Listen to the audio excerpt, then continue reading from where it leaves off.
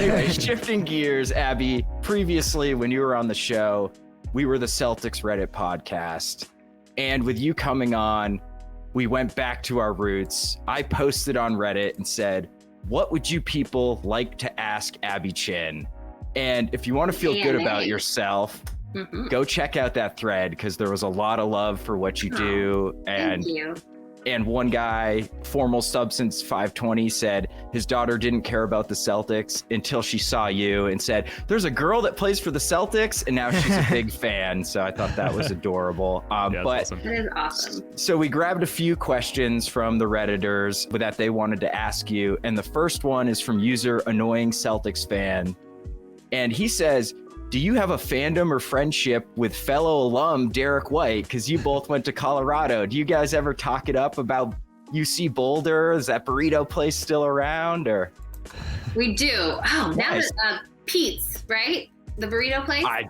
I went to UMass. I don't know. I don't know.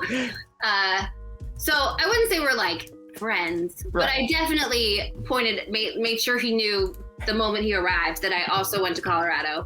And then the Celtics have a new PR person. Her name is Heather, and she also went to CU. Nice. And so we have had discussions. He was the first person I went to when I heard that Deion Sanders was coming. He was fired up about it, so it made me feel better. But Derek, when he arrived midway through last season, it was such a crazy time for him. Number one, I mean, playing with the Spurs your entire life, and then to have Pop come to your room and tell you that they traded you to Boston mid-season, I think is pretty shocking in itself. And then he and his wife were just about to have their first baby. And so to have to move her across the country.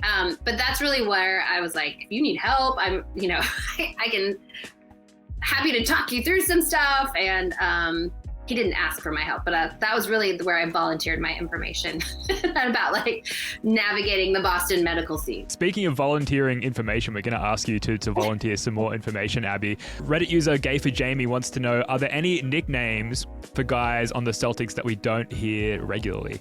Not that I know of. I mean, like everyone calls Al OG, right? Because he's old. And then He's our age, by the way. the Green Cornet, I think, is one that people were trying to get started. And then Blake said it to me in a post-game interview. And I was like, are we doing that?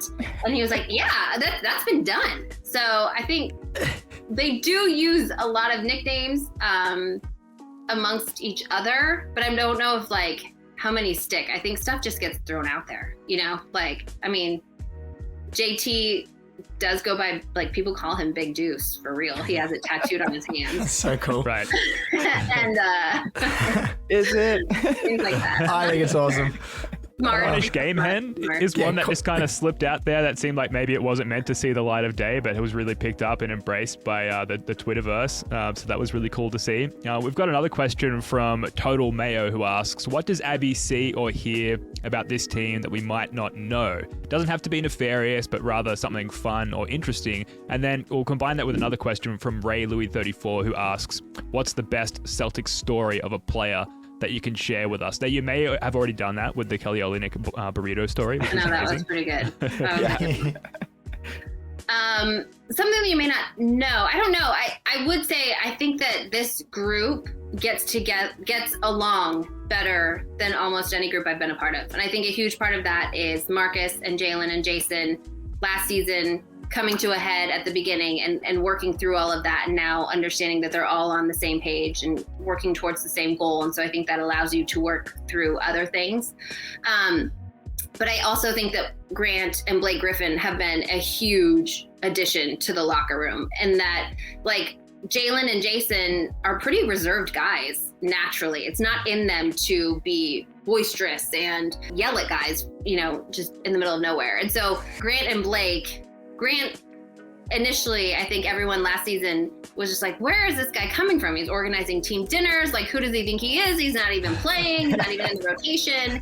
And then you saw the leap that he made last season, but then also because of that work and because he is a constant presence, the guys do attach to him and he lightens the mood and makes it so that it's not so tense and quiet, and he just is not afraid to mess with people. And then Blake Griffin has come in and added to that. And so it's a really good, like I said, the vibes are very good right now. Everybody's getting along, everybody's feeling good. I know Mike Gorman tells a story all the time about how you have 15 guys and everyone takes 15 cabs away from the arena afterwards. And this group, while they're not like all going to Cancun together, they do enjoy each other's company. And you can feel that. It does feel different. Yeah, I'm convinced Brad is not only a Kaizen warrior, but a vibes master by bringing in Blake and Brogdon.